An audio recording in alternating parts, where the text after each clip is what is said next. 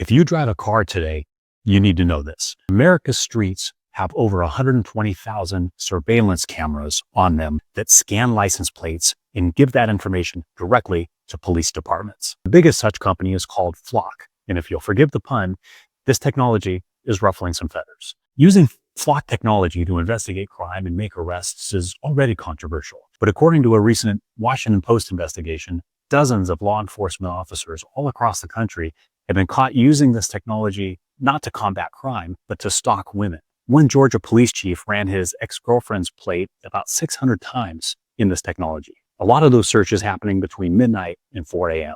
A different Wisconsin officer used the same system to check whether his ex had gone to an abortion clinic. These searches are possible because there's no real legal process required for the police to enter and to search these databases. An officer just types in the plate that he's interested in and he's off. There's also no federal law governing license plate readers or how they're used or how those databases are maintained. It's a patchwork quilt of state laws, some of which are more honored in the breach than anything else. That means that roughly 18,000 police agencies in this country are playing by their own rules for a surveillance network that effectively reaches nationwide.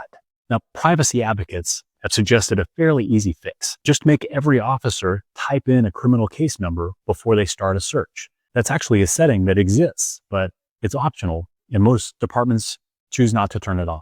The company's CEO, meanwhile, acknowledges that bad things, like the stalking, happen, but he says it's not Flock's job to police the police. So the upshot is a national surveillance network with nobody watching the watchers. Now, interestingly, you can look up your own plate at haveibeenflocked.com. Privacy is important. Police accountability is important. So if you learn that you've been mistreated that way, if your plate comes up, or if you otherwise know that this has been going on to you, contact a lawyer because help is available.